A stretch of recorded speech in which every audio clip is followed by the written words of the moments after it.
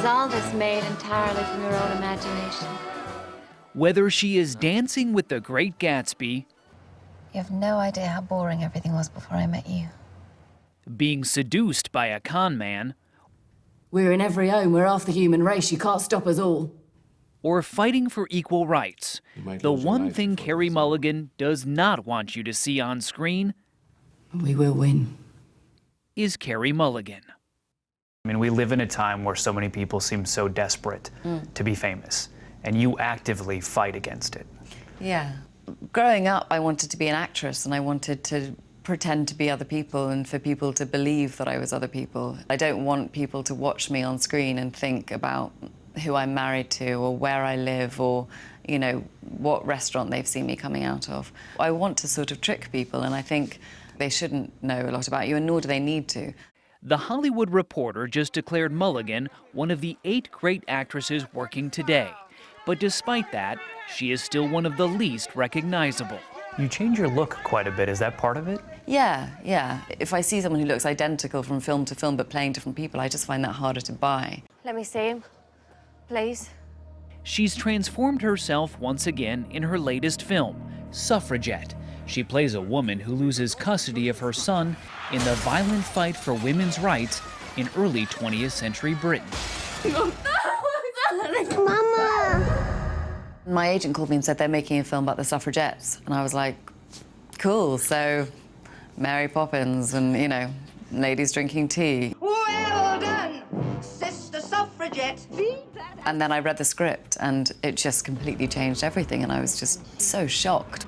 This is a deliberate escalation. This has to stop. We break windows.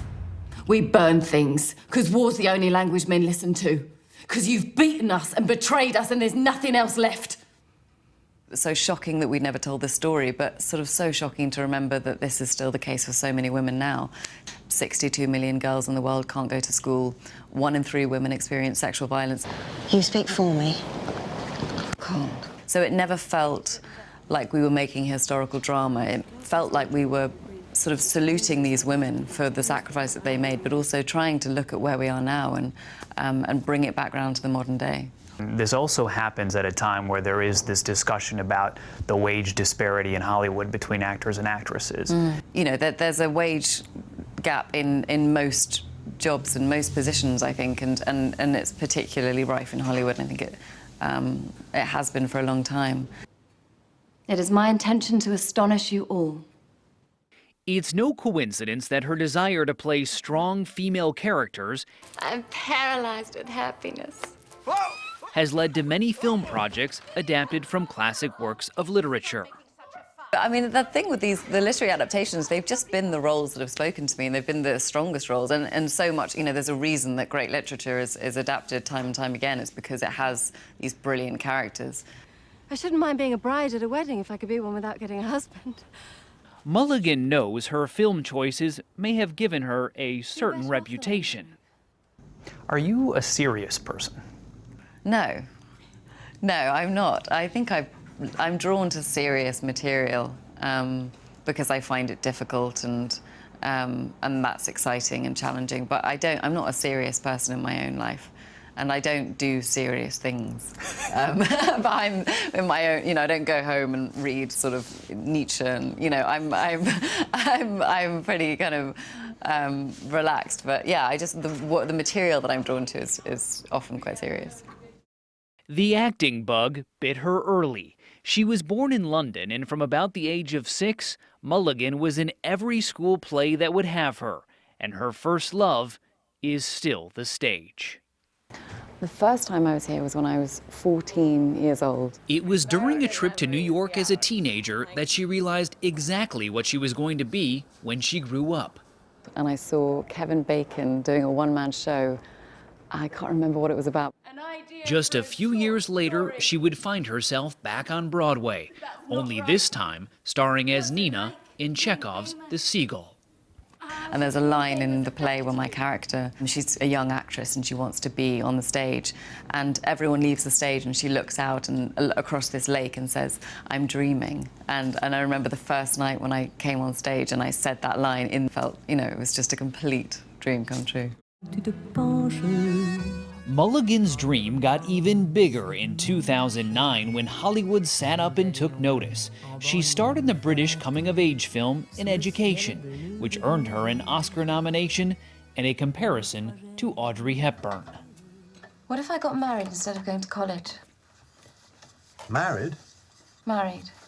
She played a 16-year-old girl dutifully living up to her parents' expectations until love leads her astray. In Mulligan's own life, it was acting that almost came between her and her family. When you told your parents, I want to be an actress, what was the response? They wanted me to go to university and then pursue acting once I had a degree. I went off and did auditions and lied about where I was going, and you know, it was the most deceitful I've ever been, and probably the biggest fight I've ever had with my parents when they found out.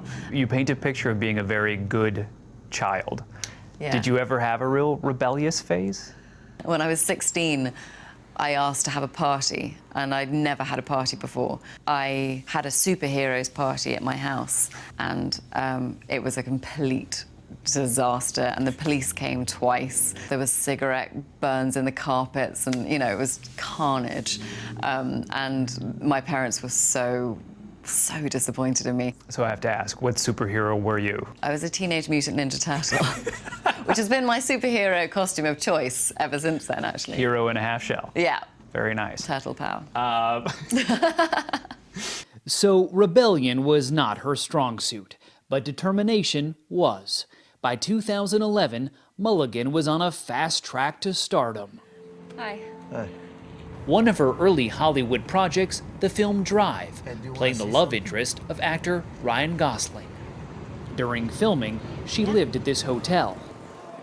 And I could see the Hollywood sign from my window, and I remember taking a photo of it and sending to my mum and saying, I can see the Hollywood sign, you know, I'm really here. Now, at age 30, Carey Mulligan has taken on a new role. She and her husband, Marcus Mumford, the lead singer of the band Mumford & Sons, recently became first-time parents. How has being a mom changed you? I think I'm more relaxed. That's great, because I don't think relaxed is the word first-time mothers usually use. Okay, yeah. No, I know, but you know. And even with talk of another Oscar nomination for her role in Suffragette, Mulligan says she can now put it all in perspective. I love doing my job, and I really like talking about it, and all the great things that come from it are wonderful. But at the end of the day, I go home and take off that hat, and, you know, it's another life.